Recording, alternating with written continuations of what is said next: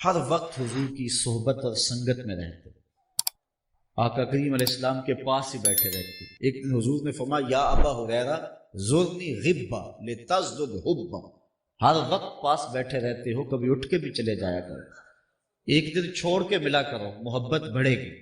کہا ٹھیک ہے حضور۔ واپس الٹے پاؤں سے پلٹ رہے ہیں کہ اب تو کل ملنا ہے نا، تو اب واپس جاتے جاتے حضور کو دیکھتا رہا۔ راستے میں کھجور کا ایک ستون آ گیا جو حضرت ابو ہریرہ اور حضور کے درمیان حائل ہوا۔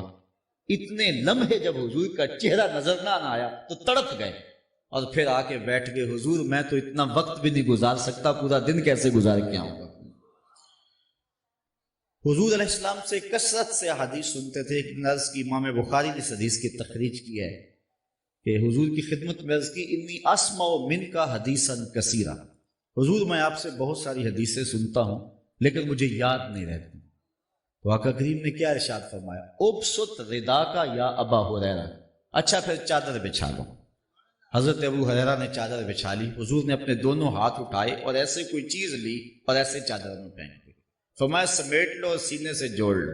حضرت ابو ہریرہ فرماتے ہیں اللہ کی قسم اس کے بعد میں نہیں کبھی بھولا۔ اس لیے جتنی کثرت کے ساتھ حضرت ابو ہریرہ رضی اللہ تعالی عنہ سے روایات ہے کسی اور صحابی سے نہیں ہیں۔ یہ روایت بھی حضرت ابو ہریرہ رضی اللہ تعالی عنہ سے مروی ہے۔ جب بھی حضور کوئی روایت بیان کرتے، کوئی ارشاد کرتے، حضرت ابو ہریرہ رضی اللہ تعالی عنہ سب سے پہلے اس کو حفظ کرنے کی کوشش کرتے۔ آج آقا کریم کا درہ رحمت جوش میں آیا، حضور نے خود ارشاد فرمایا من یاخذ عنی ہؤلاء الکلمات، کوئی ہے جو مجھ سے یہ کلمات لے لے، میں کچھ باتیں بتانا چاہتا ہوں، کوئی ہے جو مجھ سے یہ باتیں سن لے، فَيَعْمَلُ بِهِنَّ اور يُعَلِّمُ مَن يَعْمَلُ بِهِنَّ، اور اس پر خود عمل کرے اور ایسے لوگوں تک پہنچائے جو اس پہ عمل کرے۔ حضرت ابو ہریرہ فرماتے ہیں میں نے عرض کی آنا یا رسول اللہ صلی اللہ علیہ وسلم، حضور میں حاضر ہوں، یہ باتیں آپ مجھے ارشاد فرمائیں، میں یہ باتیں سنوں گا، عمل کروں گا اور لوگوں تک پہنچاؤں گا تاکہ وہ عمل کریں۔ تو کہتے ہیں کہ جب میں نے یہ عرض کی فَأَخَذَ بِيَدِي، حضور نے میرا ہاتھ پکڑ لیا۔ دینے والے کا انداز بھی کتنا نرالا تھا، اتنے پیار سے بھی کوئی پڑھایا کرتا ہے جیسے آمنہ کا لال پڑھا رہا ہے۔ کہا فَأَخَذَ بِيَدِي، میرا ہاتھ پکڑ لیا حضور نے، فَأَدَّى خَمْسًا، اور 5 چیزیں گنوائیں۔ اب سنیے حضور علیہ السلام نے وہ 5 چیزیں کیا گنوائیں۔ پہلی بات اتق المحارم تکن عبد الناس، ابو ہریرہ اللہ کی حرام کردہ چیزوں سے بچ جاؤ، لوگوں میں سب سے زیادہ عبادت گزار پھر تم ہی ہوگے۔ اللہ اکبر۔ نیک اعمال کرنا، اچھے اعمال کرنا بہت اچھی بات ہے، لیکن گناہ سے بچنا اس سے زیادہ اچھی بات ہے۔ نیکی بہت محمود ہے لیکن گناہ سے بچنا اس سے بھی زیادہ محمود ہے۔ اس لیے کہا اللہ کی حرام کردہ چیزوں سے بچ جاؤ، تم لوگوں میں سب سے زیادہ عبادت گزار بن جاؤ۔ ساری رات نفل پڑھنے والا اور دن کو نظر کی حفاظت نہ کرنے والا زیادہ عبادت گزار نہیں ہے۔ ساری رات سونے والا اور صبح اٹھ کے آنکھوں پہ حیا کے پہرے بٹھانے والا زیادہ عبادت گزار ہے، زیادہ متقی۔ تو کہا اللہ کی حرام کردہ چیزوں سے بچ جاؤ، تم لوگوں میں سب سے زیادہ پرہیزگار بن جاؤ گے، سب سے زیادہ تم عابد بن جاؤ گے۔ دوسری چیز وَأَرْضَى بِمَا قَسَمَ اللَّهُ لَكَ تَكُنْ أَغْنَى النَّاسِ، ابو ہریرہ اللہ کی تقسیم پہ راضی ہو جاؤ، تم لوگوں میں سب سے بڑے غنی ہو جاؤ گے۔ اگر اللہ کی تقسیم پہ بندہ راضی نہ ہو تو کیا کرے گا؟ ملے گا تو وہی جو اللہ نے لکھا ہوا ہے۔ کھرب پتی ہونے کے باوجود بھی نفس کی کمین کی ختم نہیں ہوگی اگر اللہ کی تقسیم پہ راضی نہیں ہوگا۔ لیکن اگر اللہ کی تقسیم پہ راضی ہو گیا، تھوڑا ملا کہا اللہ تیرا شکر ہے، تھوڑے پہ بھی راضی ہو گیا، غنی ہو گیا۔ اور یہاں ایک اور حدیث آپ کے سامنے رکھنا چاہوں گا اس عنوان سے، اس حدیث کے ضمن میں حضور علیہ السلام نے ارشاد فرمایا من رضی من اللہ بالیسیر من الرزق رضی اللہ منہ بالقلیل من العمل۔ حضرت مولا کائنات سیدنا علی المرتضیٰ رضی اللہ تعالی عنہ سے مروی ہے، جو اللہ کی طرف سے دیے گئے تھوڑے رزق پہ راضی ہو گیا، اللہ کل قیامت کے دن اس کے تھوڑے عملوں پہ راضی ہو جائے گا۔ تھوڑے رزق پہ راضی ہونے والے پہ تھوڑے عملوں پہ اللہ راضی ہو جائے گا. تو میری طرف سے دیے گئے تھوڑے رزق پر بھی راضی ہو گیا. اللہ اکبر. بندے میں تیرے تھوڑے عمل پہ راضی ہوں، جا تجھے جنت عطا فرما. تو کہا اللہ کی تقسیم پہ راضی ہو جاؤ تو تم لوگوں میں سب سے بڑے غنی بن جاؤ. اگر تقسیم پہ راضی نہیں ہوں گے، رات دن شام سویرے کام کاج سب کچھ، محتاجی ختم نہیں ہو. لیکن اس کی تقسیم پہ راضی ہو جاؤ، لوگوں میں سب سے بڑی غنی ہو جاؤ. اور اس کے ضمن میں ایک اور حدیث میں آپ کے سامنے رکھتا ہوں، یہ بھی مروی حضرت ابو ہریرہ رضی اللہ تعالی عنہ سے. امام ابن ماجہ نے اس کو اپنی سند کے ساتھ اس کی تخریج کی ہے. حضرت ابو ہریرہ فرماتے ہیں رضی اللہ تعالی عنہ، ان اللہ یقول ابن آدم تفرغ لعبادتی املا صدرک غنا واسد فقرک والا تفعل ملات یدک شغلا ولم اسد فقرک. اے بنی آدم، اپنے دل کو میرے لیے فارغ کر دے، میری عبادت کے لیے اپنے آپ کو فارغ کر دے تو میں تیرے سینے کو غنا سے بھر دوں گا اور تیرے فقر کو ختم کر دوں گا. یہ میرا تیرے سے وعدہ رہا. تو میرے لیے عبادت کے لیے منفرد ہو جا، الگ ہو جا، اپنے آپ کو فارغ کر لے، فارغ البال کر لے میری عبادت کے لیے اپنے آپ کو. پھر تیرا فقر، تیری محتاجی بھی دور کروں گا اور تیرے دل کو غنا سے بھر دوں گا. وَإِلَّا تَفْعَلْ، اور اگر تو ایسا نہیں کرے گا، مَلَاتُ يَدَكَ شُغْلًا، تو میں تیرے ہاتھوں کو کام سے بھر دوں گا. وَلَا أَسُدَّ فَقْرَكَ، لیکن تیری محتاجی بھی ختم نہیں ہوگی. صبح کام، شام کام، دوپہر کام، رات کام، کام ہی کام، لیکن محتاجی ختم نہیں ہوگی. لیکن اگر تو میرا ہو جائے اور اپنے آپ کو میری عبادت کے لیے فارغ کر لے، تیری محتاجی بھی ختم ہوگی، تجھے غنی بھی بنا دوں گا. تو فرمایا ہے ابو ہریرہ، اللہ کی تقسیم پہ راضی ہو جا، لوگوں میں سب سے زیادہ غنی تو ہوگا. تیسری بات، وَأَحْسِنْ إِلَىٰ جَارِكَ تَكُنْ مُؤْمِنًا، ہمسائے کے ساتھ اچھا سلوک کرنا تو مومن بن جائے گا. ایمان کا نور تجھے نصیب ہوگا اور ایمان کی حلاوت اور حرارت ملے گی اگر تو ہمسائے کے ساتھ اچھا سلوک کرے. حضور فرمایا ہمسائے کے بارے میں اتنے احکام نازل ہوئے کہ مجھے گمان ہوا کہیں وراثت میں حقدار نہ ٹھہرا دیا جائے. تو کہا ہمسائے کے ساتھ اچھا سلوک کرنا تو کامل مومن بن جائے گا. تیسری بات یہ ارشاد فرمائی، اور پھر چوتھی بات حضور نے حضرت ابو ہریرہ کو کیا ارشاد فرمائی، وَأَحِبَّ لِلنَّاسِ مَا تُحِبُّ لِنَفْسِكَ تَكُنْ مُسْلِمًا. ابو ہریرہ جو اپنے لیے پسند کرتا ہے وہ دوسرے مومن بھائی کے لیے پسند کیا گیا، پھر تو مسلمان بن جائے گا، کامل مسلمان بن جائے گا اگر یہ چیز تیرے اندر شامل ہو جائے. جو اپنے لیے پسند کرے وہی اپنے مومن بھائی کے لیے پسند کرے تو اسلام کا کمال تجھ کو نصیب ہو جائے گا. اور آخری بات جو حضور نے ارشاد فرمائی وہ یہ تھی، فَلَا تُكْسِرِ الضِّحْكَ فَإِنَّ كَثْرَةَ الضِّحْكِ تُمِيتُ الْقَلْبَ. اے ابو ہریرہ زیادہ ہنسا نہ کرو، زیادہ ہنسنا دل کو مردہ کر دیتا. حضور علیہ السلام تبسم فرمانے والے تھے.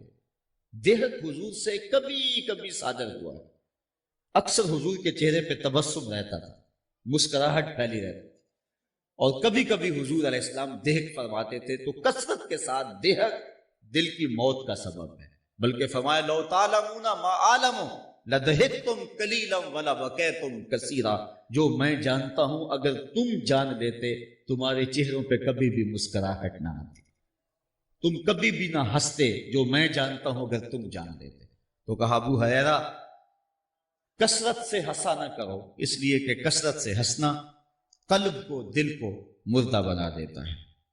حضرت عمر بن میمون رضی اللہ تعالی عنہ سے روایت ہے، قال قال رسول اللہ صلی اللہ علیہ وسلم لرجل وهو یائز، کہتے ہیں حضور ایک بندے کو واعظ کر رہے تھے اور واعظ کرتے ہوئے حضور نے اس کو کچھ چیزیں ارشاد فرمائیں. حضرت عمر بن میمون رضی اللہ تعالی عنہ ان کو روایت کرتے ہیں، حضور نے فرمایا اغتنم خمسا قبل خمس. اس شخص کو واعظ کرتے ہوئے فرمایا پانچ چیزوں سے قبل غنیمت جان لے. وہ 5 چیزیں کون سی ہیں جن کو 5 چیزوں سے قبل غنیمت جاننا ہے؟ اب سنیے حضور کیا فرما رہے ہیں. شبابہ کا قبل حرم، اپنی جوانی کو بڑھاپے سے قبل غنیمت سمجھنا ہے۔ آج جوانی ہے، کل نہیں ہوگی۔ جوان اپنی توبہ کو مؤخر کرتا ہے، کہتا بوڑھا ہوگا تو میں ہوں گا اور مسجد ہوگی، اور اس طرح جوانی برباد کر دیتا ہے۔ جوانوں، عبادت کا جو لطف جوانی میں ہے وہ بڑھاپے میں نہیں۔ سحری کے وقت اندھیرے میں کھڑا ہو کر کے مصلے پہ آنسو بہانے کا جو مزہ جوانی میں ہے وہ بڑھاپے میں نصیب نہیں ہوگا۔ بڑھاپے کا ایک اپنا لطف ہے، لیکن جس طرح ہر کام کا ایک مزہ جوانی میں ہے، ہر کام کا بھانکپن جوانی میں ہے، اللہ کو منانے کا اور اس سے لو لگانے کا دور بھی جوانی ہی ہے۔ اور حضور نے فرمایا وَشَابٌ نَشَأَ فِي عِبَادَةِ اللَّهِ، وہ جوان جس کی جوانی اللہ کی عبادت میں گزری، کل قیامت کے دن جب کوئی سایہ نہیں ہوگا، اللہ اس جوان کو اپنے عرش کا ٹھنڈا سایہ نصیب فرما دے گا۔ یہ کتنا بڑا اعزاز ہے جو جوان کو دیا جائے گا۔ تو فرمایا شبابک قبل حرمک، اپنی جوانی کو بڑھاپے سے قبل غنیمت سمجھتے۔ آج کا واہ ٹھیک ہے، آج ساری رات بھی قیام کرنا چاہے تو تھکن تیرے قریب نہیں آئے گی، لیکن بڑھاپے کے اندر تو چند قدم چل کے ہانپنے لگے گا، پھر کس طرح تو ساری رات قیام کر سکے۔ اس لیے جوانی کے ان حسین لمحوں کو غنیمت جان۔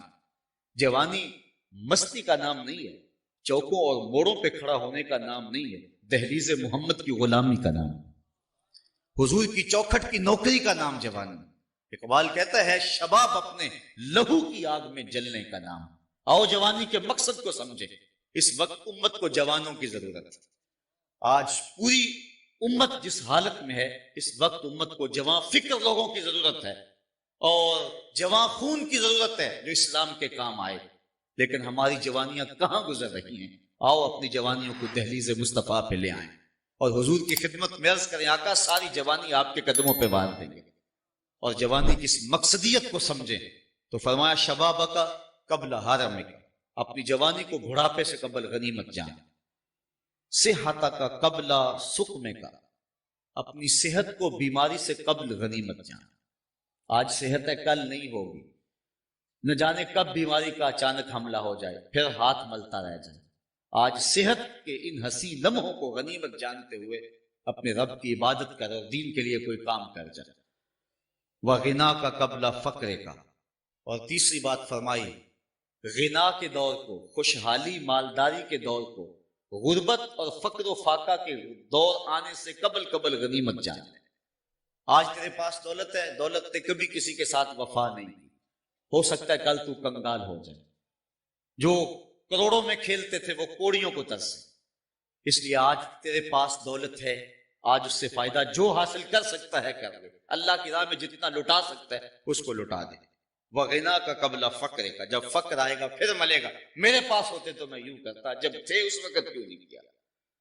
چوتھی چیز فرمایا وَفَرَاغَكَ قَبْلَ شُغْلِكَ، فراغت کے دور کو مصروفیت کے دور سے قبل غنیمت جان۔ آج فراغت کے لمحے ہیں، آج تیرے پاس وقت ہے، کل تو وقت کے لیے ترسے گا، مصروفیات بہت ساری ہوں گی، پھر کہے گا وقت ہوتا تو میں یہ کام بھی کر دیتا۔ آج وہ کام جو تو بڑھاپے میں جن کے لیے ترسے گا، آج اپنی فراغت کو مصرف میں دے اور اپنے وقت کی قدر اور اپنے وقت کی قیمت جان۔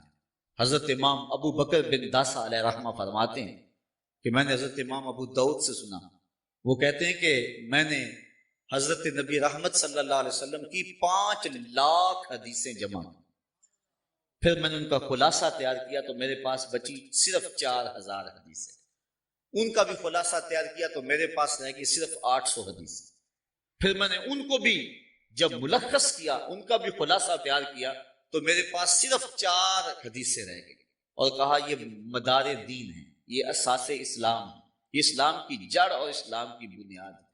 ان میں سے ایک حدیث انما الاعمال بالنیات، دوسری حدیث ان الحلال بین وان الحرام بین، حرام بھی واضح حلال بھی واضح، اس کے درمیان کچھ شبے والے امور ہیں، جو شبے میں پڑ گیا حرام میں پڑ گیا۔ اور تیسری حدیث من حسن اسلام المرء ترک ما لا یعنی ہے، آدمی کے اسلام کا حسن یہ ہے کہ وہ ہر بے مقصد کام کو چھوڑ دے، ایک ایک لمحے کی قدر کرے، ایک ایک ساتھ کی قدر کرے۔ وہ کہتے ہیں وقت ضائع نہیں ہوتا، اوروں کے کام آ جاتا ہے۔ آج ہم نے بحیثیت امت مسلمہ اپنا وقت کھو دیا اور دشمنوں کے کام آ گئے۔ آج ہم کار مذلت میں، ہم نے فراغت کے ان لمحوں کو جو اب بھی میسر ہیں غنیمت جاننا ہے۔ اسلام ہمیں ایک ایک لمحے کی قدر کا درس دیتا ہے۔ اپنی زندگی کو مرتب کرو، اپنے شب و روز کو ایک ترتیب کے ساتھ گزارنے کا مزاج بناؤ۔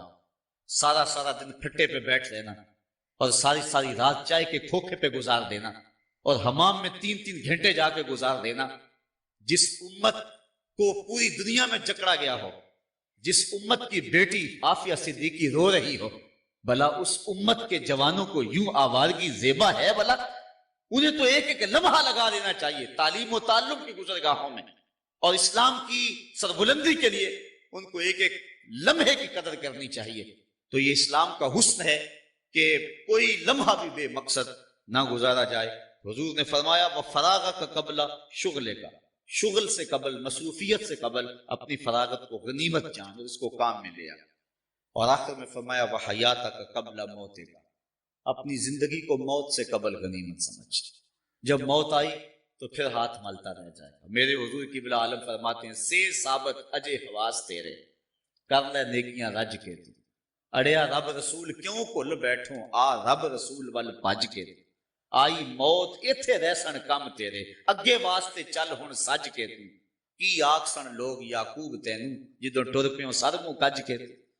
جب کفن لپیٹ کے بکل مار کے چلا گیا پھر پچھتاوا ہوگا، کاش کوئی چیخ چیخ کے مجھے کہتا تھا، میں اس کی بات پہ لبیک کہا ہوتا اور اس کی باتوں کو سنا ہوتا اور من میں اتارا ہوتا۔ میں نے کانوں کی لذت لی اور چلا آیا اور میں نے ان باتوں کو من میں نہیں اتارا۔ کاش بندہ کہے گا مجھے ایک لمحہ دے دیا جائے، دوبارہ زندگی پہ پلٹا دیا جائے، میں تو پیشانی سجدے سے نہیں اٹھاؤں گا، لیکن پھر پچھتانے سے کچھ نہیں ہوگا۔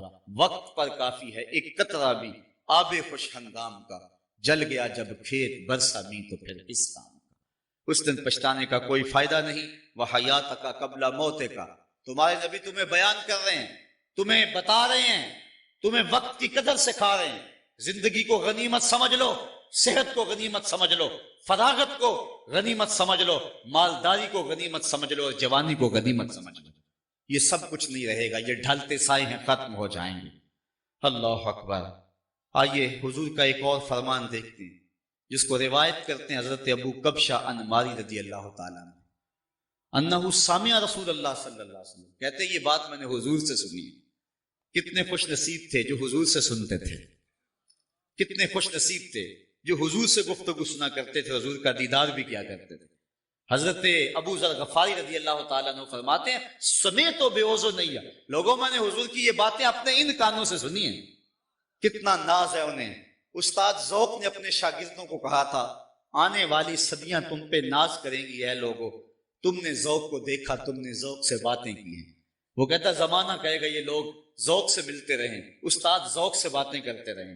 یار جو استاد ذوق سے ملا ہے، آج کوئی لوگ ہیں اخبار میں چھپتا جی میں قائد اعظم کو ملا ہوا، جو قائد اعظم کو ملا وہ تو ناز کرتا ہے، جس نے اقبال سے ملاقات کی ہے وہ ناز کرتا ہے، جو استاد ذوق سے ملا ہوا ہے وہ ناز کرتا ہے۔ پھر وہ کتنا ناز کرتے ہوں گے جنہوں نے اپنی آنکھوں سے جمال محمد عربی کو دیکھا تھا۔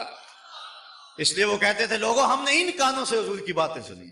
اور حضرت ابو طفیل اونچے ٹیلے پہ چڑھتے ہیں، 110 ہجری میں فوت ہونے والے سب سے آخری صحابی، ایک ٹیلے پہ چڑھ کے لوگوں کہنے لگے لوگوں میری جانب آؤ، میرے علاوہ کوئی نہیں ہے جس نے حضور کو دیکھا، صرف یہی آنکھیں رہ گئی ہیں جس نے جمال رسول دیکھا ہوا ہے، آؤ مجھ سے حضور کی باتیں پوچھے۔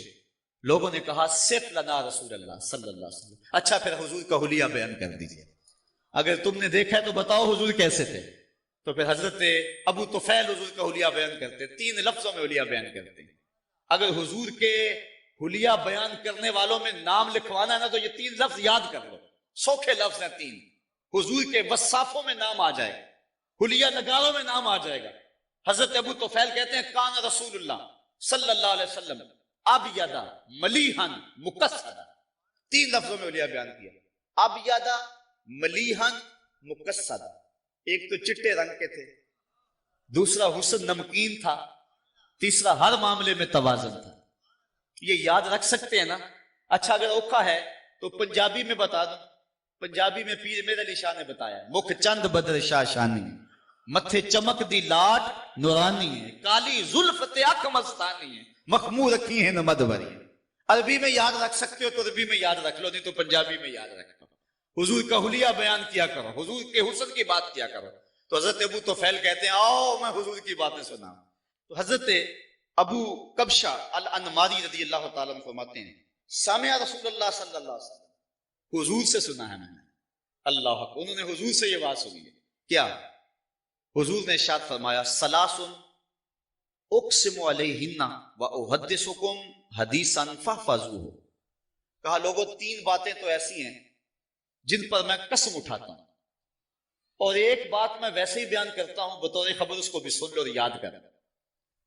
تمہارا رسول کہہ رہا ہے کہ تین باتوں پر میں قسم کھاتا ہوں اللہ کی کہ وہ ایسے ہی ہے. فرمایا چوتھی بات کی بھی خبر دیتا ہوں، اس کو بھی یاد کر لو. اب جن چیزوں پہ حضور نے قسم کھائی وہ تین چیزیں کون سی سنیے.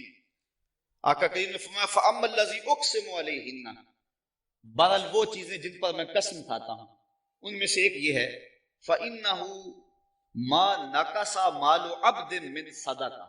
کہا اس پہ اللہ کا محبوب قسم کھا رہا ہے، آمنہ کا لال قسم کھا رہا ہے. کہا اس پہ میں قسم کھاتا ہوں. کیا؟ پہلی بات یہ ہے کہ صدقے سے مال گھٹتا نہیں ہے. فرمایا اس پر میں قسم کھاتا ہوں. جو مرضی کہے، کمپیوٹر کہے کہ کمی آتی ہے، اکاؤنٹنٹ کہے کہ کمی آتی ہے، تمہارا منشی کہے کہ کمی آتی ہے، کیلکولیٹر حساب کرے کہ کمی آتی ہے، حضور فرماتے ہیں میں قسم کھاتا ہوں کہ صدقے سے کمی نہیں آتی. اس بات پر تو میں قسم کھاتا ہوں. ایک بات یہ ہے جتنا مرضی خرچ کرو راہ خدا میں، حضور فرمایا میں قسم کھاتا ہوں کہ کمی نہیں ہوگی.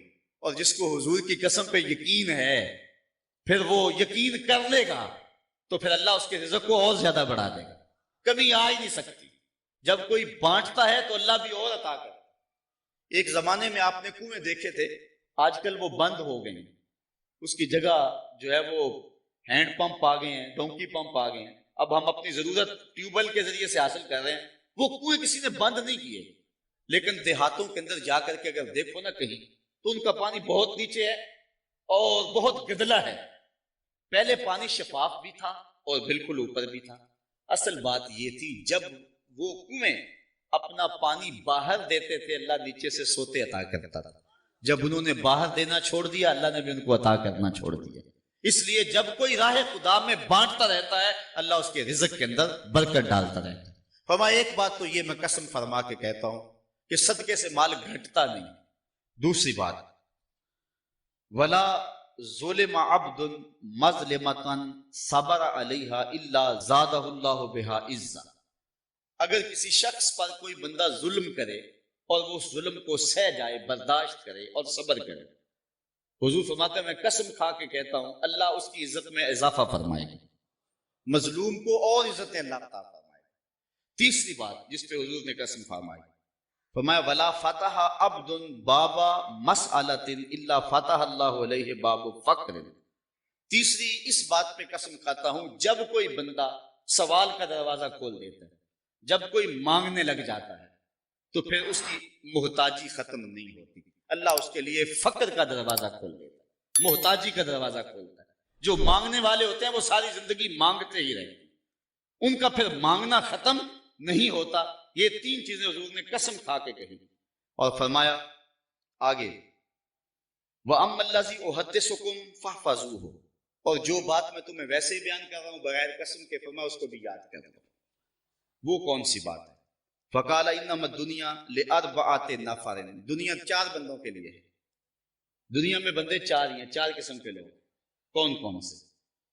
پہلا عبد رزقہ اللہ مالا وعلما فهو یتقی فیہ ربہ ویصل رحمہ ویعمل للہ فیہ بحقہ فہذا بافضل المنازل.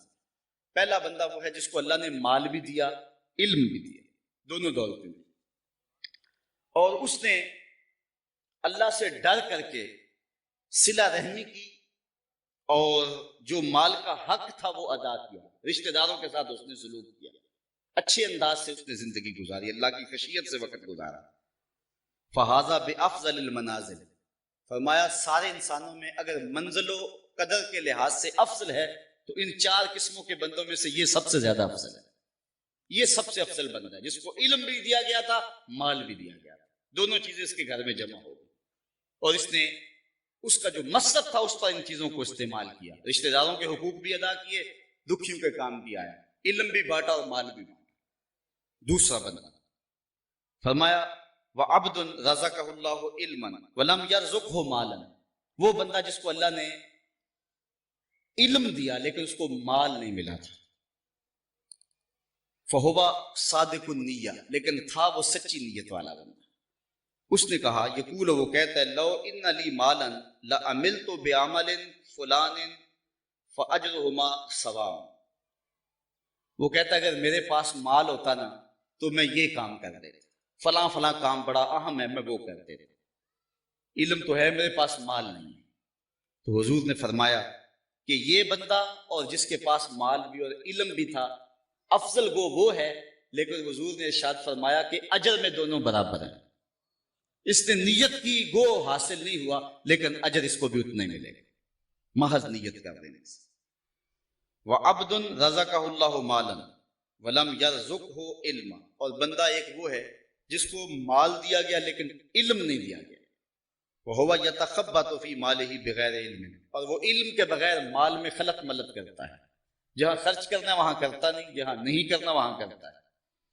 لا يتقي فيه ربه، اور اپنے رب سے ڈرتا نہیں، ولا یصل فیہ رحم، اور صلہ رحم بھی نہیں کرتا، ولا یعمل فیہ بحق، اور جو ہے وہ حق پر عمل نہیں کرتا، جو حق تھا اس کا وہ ادا نہیں کرتا۔ فہذا باخبث المنازل، حضور نے فرمایا کائنات میں سب سے خبیث بندہ یہ ہے، قدر و منزلت کے لحاظ سے خبیث ترین آدمی اخبث، اس میں تفضیل ہے، سب سے خبیث یہ ہے۔ اور چوتھا شخص وعبد لم یرزقہ اللہ مالا ولا علما، ایک ایسا بندہ جس کو نہ اللہ نے علم دیا نہ اس کو مال دیا، وہو یقول، اور وہ کہتا ہے لو ان لی مالا، اگر میرے پاس پیسے ہوتے، لعملت فیہ بعمل فلان، کہ میں فلاں بندے کی طرح کرتا جس طرح وہ عیش و عشرت کر رہا میں بھی موج کرتا اگر میرے پاس پیسے ہوتے۔ حضور نے ارشاد فرمایا فہو نیتہ وَوِزْرُهُ مَا سَوَاءٌ، وہ اس کی نیت میں ہے، نہ مال تھا نہ دولت تھی، عیش و عشرت کرنے والے دنیا داروں کو دیکھ کے یہ سوچتا رہا اور یہ کہتا رہا کہ مجھے مال ملا تو میں بھی ایسے اڑاتا، ایسے عشرت کرتا، ایسے عیش کرتا۔ تو حضور نے فرمایا جس نے کی بھی نہیں لیکن ارادہ رکھتا ہے، فرمایا کل قیامت کے دن دونوں اکٹھے اٹھائے جائیں گے، ان کا گناہ برابر ہی ہوگا، وزر میں دونوں برابر ہوں گے۔ اللہ اکبر۔ آئیے حضور علیہ السلام کا ایک اور فرمان دیکھتے ہیں۔ حضور نبی رحمت صلی اللہ علیہ وسلم نے ارشاد فرمایا من کانت نیتہ طلب الاخرہ، جس شخص کی نیت مقصد زندگی آخرت طلب کرنا ہے، وہ دنیا پہ آیا اس لیے ہے، اس کی آرزو ہے کہ میری آخرت ٹھیک ہو جائے، وہ دن رات لگا ہوا ہے آخرت کو درست کرنے کے معاملے میں۔ جس کا مقصد زندگی طلب آخرت ہے، جعل اللہ غناہ فی قلبہ وجمالہ شاملہ واتتہ الدنیا وہی راغمۃ، تو اللہ تعالیٰ اس کے دل میں غنا ڈال دیتا ہے، اس کی محتاجی دور کر دیتا ہے، اور دنیا ساری اس کے پاس جو ہے ایسے آتی ہے، اس کے پاس جس طرح کی لونڈیاں آتی، لونڈی بن کے، خادمہ بن کے، نوکر بن کے دنیا اس کے قدموں تلے آتی۔ یہ وہ جس کا مقصد آخرت ہے۔ دنیا کی مثال سائے کی ہے نا، سائے کے پیچھے بھاگو تو آگے بھاگتا ہے، سائے کے آگے بھاگو تو پیچھے بھاگتا ہے۔ جس کی طلب دنیا نہیں ہے، جس کی طلب آخرت ہے، تو اس کے مقصد اور مقدر کی جو دنیا ہے وہ اس کو ملنی ہے، لیکن اس کے پیچھے بھاگے گی، لونڈیوں کی طرح، خادماؤں کی طرح اس کے پیچھے آئے گی۔ اور فرمایا ومن کانت نیتہ طلب الدنیا، اور جس کا مقصد زندگی طلب دنیا ہے، جعل اللہ الفقر بین عینیہ، اللہ تعالیٰ اس کی دو آنکھوں کے درمیان محتاجی لکھ دیتا ہے۔ وشتت علیہ امرہ، اور اس کے اوپر معاملے مشکل ہو جاتے ہیں، متنوع اور مختلف ہو جاتے ہیں، یہ بھی مصیبت، یہ بھی کرنا ہے، وہ بھی کرنا ہے، ہر وقت پھنسا ہوا ہے۔ ولا یاتیہ منہا الا ما کتب لہ، اتنا کچھ ہونے کے باوجود حضور فرمایا ملتا وہی ہے جو اس کے مقدر میں لکھا ہوا ہے۔ پہلے کو بھی مقدر کا ملا، دوسرے کو بھی مقدر کا ملا، لیکن پہلے کے پیچھے بھاگ کے دنیا گئی اور دوسرا دنیا کے پیچھے بھاگتا رہا۔ پہلے کے پیچھے دنیا ذلیل ہو کے آئی اور دوسرا دنیا کے پیچھے ذلیل ہوتا رہا۔ اب اگر آخرت کے طالب بن جائیں گے تو دنیا پیچھے پیچھے ہوگی، اگر دنیا کے طالب بن جائیں گے تو پھر دنیا آگے آگے ہوگی۔ حضرت ابو ہریرہ رضی اللہ تعالی عنہ سے ہی ایک روایت ہے، فرماتے ہیں کہ امرنی ربی بتسع، کہ حضور فرماتے ہیں کہ میرے رب نے مجھے 9 چیزوں کا حکم دیا ہے، میرے رب نے مجھے 9 چیزوں کا حکم دیا ہے۔ خشیت اللہ فی السر والعلانیہ، کہ میں اعلانیہ بھی اور مخفی بھی اللہ سے ڈروں، ایک تو مجھے اس کا حکم دیا ہے، اعلانیہ طور پہ بھی اللہ کا خوف ہو اور مخفی طور پہ بھی۔ دوسری بات وکلمۃ العدل فی الغضب والرضا، غصے میں ہوں یا کہ خوشی کے ماحول میں عدل انصاف کو ہاتھ سے نہ چھوڑوں، کلمہ عدل ہی کہوں، مجھے یہ بھی حکم رب نے دیا۔ تیسرا حکم والقصد فی الفقر والغنا، دولت مندی اور محتاجی غربت دونوں ادوار کے اندر مجھے میانہ روی سے چلنے کا حکم دیا ہے۔ چوتھی چیز وان اصل من قطعنی، جو میرے سے قطع تعلق کرے میں اس سے تعلق جوڑوں، یہ مجھے حکم دیا گیا ہے۔ پانچواں حکم یہ دیا گیا وہ اوتیا من حرامانی، جو مجھے محروم کرے میں اس کی جھولیاں بھر دوں، وعفو عمن ظلمنی، اور جو میرے اوپر ظلم کرے میں اس کو معاف کر دوں، وَإِن يَكُونَ صَمْتِي فِكْرًا، میں خاموش رہوں تو فکر کروں، وَنُطْقِي ذِكْرًا، جب بولوں تو ذکر کروں، وَنَظْرِي عِبْرًا، جب دیکھوں تو عبرت حاصل کروں، وَآمُرَ بِالْعُرْفِ وَقِيلَ بِالْمَعْرُوفِ، اور جب کسی کو حکم دوں تو نیکی کا ہی حکم دوں۔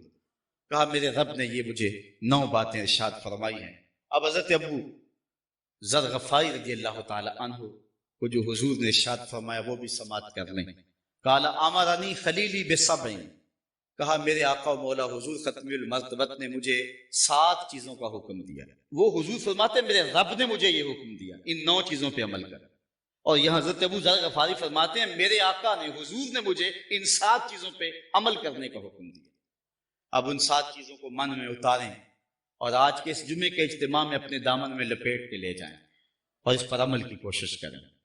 پہلی بات امرنی بحب المساکین والدنو منہ، حضرت ابو ذر غفاری فرماتے ہیں حضور نے مجھے مسکینوں سے پیار کرنے کا حکم دیا، والدنو منہم، اور فرمایا کہ ان کے پاس بیٹھا کرو، جو مسکینوں کے پاس بیٹھتا اس میں تکبر پیدا نہیں ہوتا ہے۔ پہلا حکم حضور نے مجھے دیا کہ میں مسکینوں کے پاس بیٹھا کروں اور ان کے ساتھ محبت کیا کروں، اور دوسرا حکم حضور نے یہ دیا وَآمَرَنِي أَنْ أَنْظُرَ إِلَىٰ مَنْ هُوَ دُونِي وَلَا أَنْظُرَ إِلَىٰ مَنْ هُوَ فَوْقِي، حضور نے مجھے یہ حکم دیا ہے کہ میں اپنے اوپر نہ دیکھوں اپنے نیچے دیکھوں، اپنی مٹی پہ ہی چلنے کا سلیقہ سیکھو، سنگ مرمر پہ چلو گے تو پھسل جاؤ۔ حضرت شیخ سعدی فرماتے ہیں کہ میں دمشق کی جامع مسجد میں جمعہ پڑھنے گیا، میرے کسی نے جوتے اٹھا لیے، میرے پاس پیسے بھی نہیں تھے کہ مزید جوتے خرید سکتا، بازار میں گزر رہا ہوں، دل میں یہ بات آئی کہ زمانہ تیرا احترام کرتا اور تیری یہ حالت کے جوتے خریدنے کے لیے رقم بھی تیرے پاس نہیں۔ کہتے ہیں یہ شکوہ پیدا ہو ہی رہا تھا، آگے سے ایک بندہ آ رہا تھا جس کے پاؤں ہی نہیں، تو میں نے فوراً سر جھکا دیا، میں نے کہا مالک تیرا شکر ہے، جوتے آج نہیں تو کل نصیب ہو جائیں گے، میرے پاؤں تو سلامت ہیں۔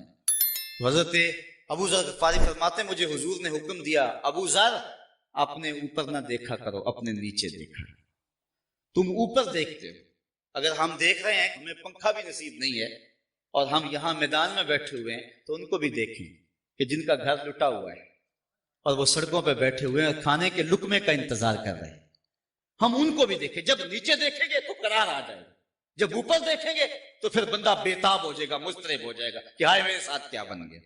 اس لیے فرمایا کیسا زندگی گزارنے کا ڈب سکھایا حضور نے، فرمایا اب انظر الی من هو دونی ولا انظر الی من هو فوقی، اپنے سے اوپر نہ دیکھوں اپنے سے نیچے دیکھوں۔ وامرنی ان اصل الرحم وان ادبرت، مجھے حضور نے یہ حکم دیا کہ میں رشتہ داروں کے ساتھ اچھا سلوک کروں، اگرچہ وہ پیٹھ پھیر کے بھاگنا بھی چاہیں لیکن میں ان کا پیچھا نہ چھوڑوں، میں رشتہ داری کے حق کو نبھاؤں۔ وامرنی الا اسال احدا شیئا، کہا مجھے حضور نے یہ بھی حکم دیا ہے کہ ابو ذر کبھی کسی سے کچھ نہ مانگنا، کسی کے سامنے سوال نہ کرنا، ہاتھ نہ پھیلانا۔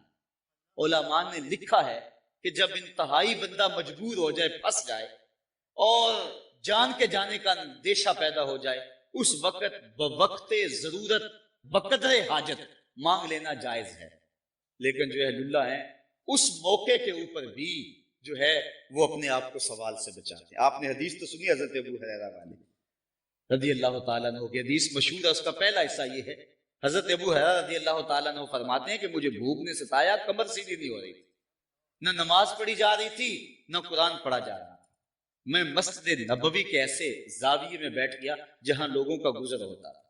میں نے کہا میں نے سوال تو کرنا نہیں، کوئی مجھے دیکھ کر کے میرے اندر کو ڈھونڈ لے اور میری مدد کر دے۔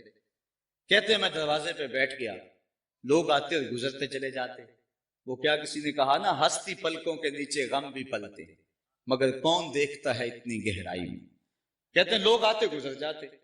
خیر میں نے ایک ہیلا ذہن میں آیا، حضرت ابو بکر صدیق آئے نا، تو میں نے قرآن کی کسی آیت کے بارے میں مسئلہ پوچھا، تو انہوں نے مسئلہ بتایا، آیت بتائی اور چلے گئے۔ میرا خیال تھا کہ میں آیت پوچھوں گا، اس دوران وہ مجھے دیکھیں گے اور میری حالت سے آگاہ ہوں گے تو میری ضرورت کو پورا کریں گے، لیکن ان کی توجہ ادھر نہ گئی، جلدی میں تھے، انہوں نے بات بتائی اور چلے گئے۔ میں پھر پریشان، پھر حضرت عمر رضی اللہ تعالیٰ عنہ، میں نے ان سے بھی کوئی مسئلہ پوچھا، انہوں نے مسئلہ بتایا اور چلتے بنے۔ میں پھر پریشان ہوا اور پھر اداس بیٹھ گیا اور جان نکل رہی ہے بھوک سے۔ کہتے ہیں پھر دل و قلب و نگاہ کا مرشد اولین آ گئے، حضور تشریف لے آئے۔ میں نے حضور سے بھی کچھ پوچھا، جب میں نے حضور سے پوچھا تو حضور نے میری جانب غور سے دیکھا اور پھر مسکرا کے بولے ابو ہریرہ بھوک لگی ہوئی ہے؟ میں نے عرض کیا حضور بھوک لگی ہوئی ہے۔ تو چونکہ مسئلہ میرا یہی تھا، کہا پھر آ جاؤ میرے ساتھ۔ پھر وہ واقعہ آپ نے علماء سے سنا ہے کہ دودھ کا ایک پیالہ تھا اور 70 آدمی پی گئے۔ کہتے ہیں حضور نے پوچھا گھر والوں کو کچھ ہے؟ کہا دودھ ہے۔ کہا ابو ہریرہ جو صفہ پہ بیٹھے ان کو بھی بلا لاؤ۔ آقا کو ایک کا نہیں سب کا ہی خیال ہے۔ اللہ اکبر۔ کہتے ہیں میں پریشان ہو گیا، دودھ کا ایک پیالہ اور یہ 70 آدمی ہے، ایک ایک گھونٹ بھی نہیں آئے گا، لیکن حکم تھا تعمیل کی، بلا لایا۔ حضور نے پیالہ میرے ہاتھ میں دیتے ہوئے کہا دائیں سے شروع ہو جائے۔ کہتے ہیں میں جب دائیں سے شروع ہوا، ایک کو دودھ دیا، اس نے سیراب ہو کے پیا، ایک قطرہ بھی کم نہ ہوا۔ میرے دل کو تسلی ہو گئی، میں نے کہا دودھ کا تعلق کوثر کی نہر سے جڑ گیا ہے۔ حضرت ابو ہریرہ فرماتے پھر دوسرے نے پیا، تیسرے نے پیا، 70 آدمی دودھ پی گئے۔ پھر فرمایا ابو ہریرہ اب کون باقی؟ عرض کی حضور ایک میں باقی، ایک آپ باقی۔ فرمایا ابو ہریرہ اب تم پیو۔ کہتے ہیں میں نے پیا، سیراب ہو کے پیا۔ حضور فرمایا ابو ہریرہ اور پیو۔ کہتے ہیں میں نے اور پیا۔ پھر حضور نے فرمایا ابو ہریرہ اور پیو۔ کہا مجھے قسم ہے اس رب کی جس نے آپ کو حق کے ساتھ مبعوث کیا ہے، میرے بدن میں ایک قطرے کی گنجائش بھی باقی نہیں رہی۔ تو حضور علیہ الصلوۃ والسلام نے میرے ہاتھ سے وہ پیالہ لیا اور خود نوش جاں کر لیا۔ میرے استاد فرمایا کرتے تھے ایک پہلو تو یہ ہے کہ دودھ کا ایک پیالہ 70 آدمیوں کو کافی ہو گیا، اور ایک پہلو یہ بھی تو دیکھو دو جہاں کا سردار ہے، 70 آدمیوں کا جوٹا پی رہا ہے۔ تو کہا وَآمَرَنِي اللَّهُ أَسْأَلَ أَحَدًا شَيْئًا، مجھے حضور نے حکم دیا ہے کہ کسی سے ابو ذر سوال نہیں کرنا۔ وَآمَرَنِي أَنْ أَقُولَ بِالْحَقِّ وَإِنْ كَانَ مُرًّا، حضرت ابو ذر کہتے ہیں ایک حکم مجھے اور بھی دیا، ابو ذر بات سچی کہنی ہے چاہے کڑوی کیوں نہ ہو، بات سچی کہنی ہے۔ سچی بات کڑوی ہوتی ہے نا، بابا بلے شاہ علیہ رحمہ فرماتے ہیں سچ آنکھیں پانبڑ مچدا ہے، سچ کہیے تو سارے خلاف ہو جاتے ہیں، اپنے بھی دشمن غیر بھی دشمن۔ اقبال کہتا ہے اپنے بھی خفا مجھ سے ہیں، بیگانے بھی ناخوش، کہ میں زہر حلال کو کبھی کہہ نہ سکا کند، بات وہی کہتا ہوں سمجھتا ہوں جسے حق، نئے ابلہ مسجد ہوں نئے تہذیب کا فرزانہ۔ میرے والد گرامی ایک دن فرمانے لگے بیٹے جب ہر وقت لوگ پھول ہی پھینکے تو پھر سوچا کرو کہ حضرت حسین نے حق کہا تھا، لوگوں نے تلواریں اور تیر بھی پھینکے تھے، اس لیے حق کہنا کڑوا بھی ہوتا ہے، سچ کیا پانبڑ مچتا ضرور ہے، لیکن کہا ابو ذر جو بھی ہو جائے کہنا حق ہی ہے، کہنا سچ ہی ہے، اگرچہ کڑوا کیوں نہ ہو، اگرچہ سارا زمانہ ناراض کیوں نہ ہو جائے، اگرچہ سارا زمانہ دشمن جاں کیوں نہ بن جائے۔ یہ محمد کی وصیت ہے ابو ذر غفاری کو کہ جو مرضی ہو جائے حق کے سوا کچھ نہیں کہنا۔ یہ مجھے حکم دیا، حضرت ابو ذر کہتے ہیں وَآمَرَنِي أَنْ أَقُولَ بِالْحَقِّ وَإِنْ كَانَ مُرًّا، اگرچہ کڑوا بھی ہو میں نے حق ہی کہنا ہے۔ وَآمَرَنِي أَلَّا أَخَافَ فِي اللَّهِ لَوْمَةَ لَائِمٍ، حضور نے مجھے ایک حکم یہ بھی دیا، کہا ابو ذر اللہ کے راستے میں کسی ملامت کرنے والے کی ملامت سے نہ ڈرنا۔ ایک لفظ آپ سنتے ہیں لوگ کی آکھن گے، لفظ سنے ہیں لوکی کی آکھن گے، ہم کچھ کام کرنا چاہتے ہیں اور کہتے ہیں کہ نہیں کرتے، لوگ کی آکھیں گے، اور کچھ کام ہم سے رکنا چاہتے ہیں اور ہم کہتے ہیں جی اگر رک گئے تو لوگ کی آکھیں گے. تو فرمایا اے ابو ذر لا اخاف فی اللہ لومۃ لائم. یہ حضرت ابو ذر غفاری کہتے ہیں حضور نے مجھے کہا جب اللہ کا معاملہ آ جائے پھر کسی ملامت کرنے والے کی ملامت سے نہ ڈرنا، جو رب کی رضا کا سبب ہو وہی کر گزرنا. دیکھنا رب کیسے راضی ہوتا ہے. رب راضی تو سب راضی. اگر رب نہیں راضی تو سارا زمانہ بھی راضی کہ ہو تو کیا کرنا ان کی رضا کو.